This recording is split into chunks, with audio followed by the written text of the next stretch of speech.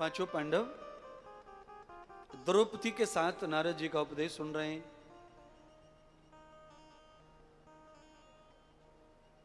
नारद जी ने पांडवों को उपदेश किया, अभिमन्यु के पुत्र परीक्षित को राजा बनाओ, उसे राजगद्दी दो और उसे राज धर्म का ज्ञान दो। कैसा राज्य? राजा बनाने से पहले कहा कि उसे राज धर्म का पहले ज्ञान दो, शिक्षा दो, उसे ये समझाओ कि राजा का धर्म क्या है। अच्छा बताओ, हमारे देश में मंत्री की सौगंध खाते हैं, मंत्री की जब शपथ लेते हैं तो कोई धर्म सिखाता है उनको?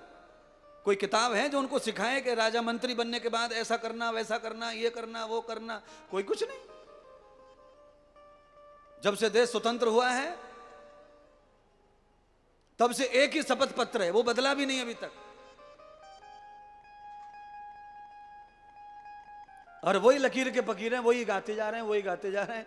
कितनी बार कोई भी मंत्री खाली नाम बदलता है, बाकी वही पढ़ते चिट्ठी सी।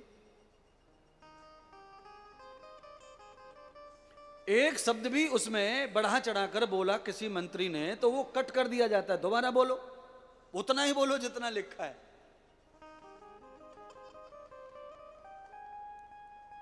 नारद जी ने पांचों पांडवों के साथ में परीक्षित को राज धर्म का, कुल धर्म का ज्ञान दिया।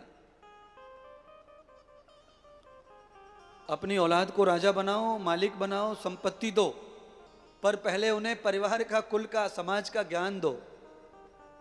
फिर उन्हें मालिक बनाओ, संपत्ति दो, उन्हें सब कुछ दो, पर पहले उन्हें समझाओ, उन्हें ज्ञान दो, उन्हें पात्र बनाओ और फिर उन्हें संपत्ति का मालिक बना दो, उन्हें अधिकारी बना दो। परीक्षित की आयु बड़ी कम है, बहुत कम आयु है, किशोर अवस्था के हैं, 16 साल से भी ज्यादा आयु नहीं है। 16 साल से कम आयु में राजा बनाने की प्रवृत्ति आ गई, गुण आ गया, धर्म आ गया, लक्षण आ गया, फल आ गया भाग्य से। पांचों पांडवों ने परीक्षित को राजा बना दिया।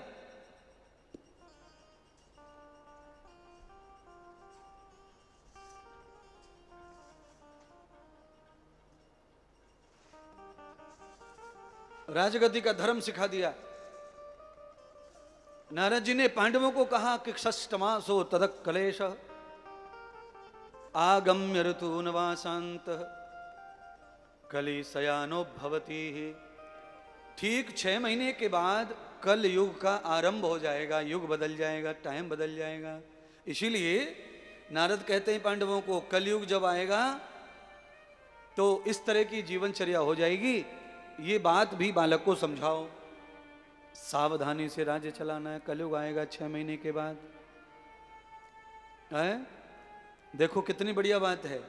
6 महीने के बाद में जो आने वाला है कलयुग, उसके बारे में पांडव समझा रहे हैं। और देखो मैं भी आपको समझा रहा हूं कि आपके ऊपर बुढ़ापा आने वाला है। वो सबसे बड़ा कलयुग बुढ़ापा है, कलेश का घर, जड़ है वो बुढ़ापा, कलेश की सबसे भयंकर त्रास बुढ़ापा है। मैं भी आपको समझा ही रहा हूं कि आप कल आने वाले बुढ़ापे से डरो और उसे कैसे डील करना है वो समझो।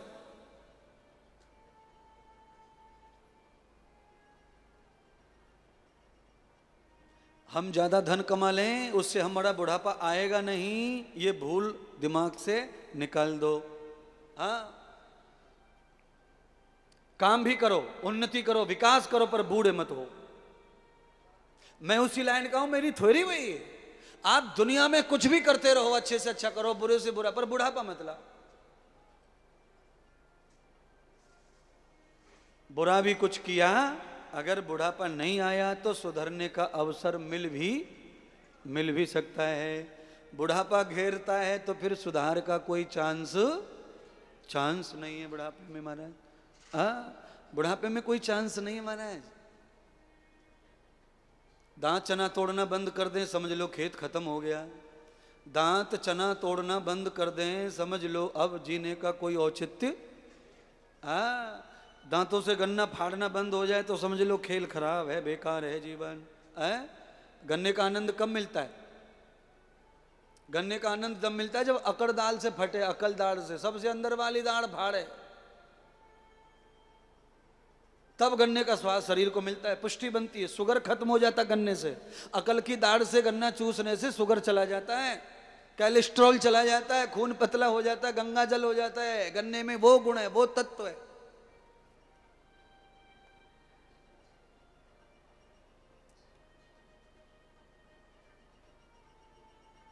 क्योंकि गन्ने के अंदर हाइपर क्लोराइड होता है जो खून को एकदम पतला कर सकता है, दांत मसूड़े सब मजबूत करता है। पर वो अकलदार तक पहुंचे तब ना। जूस, भैया जूस देना, भैया जूस देना, ले जूस 25 रुपए का, पुदीना वाला, नींबू वाला। चूस को पी लिया, गटर गटर गटर गटर, सीधा मूत्रालय में पहुंच गया। अब बताओ, पेट में से डालते से ही मूत्रालय में चला गया, वो शरीर को क्या देगा? उससे क्या मिलने वाला है?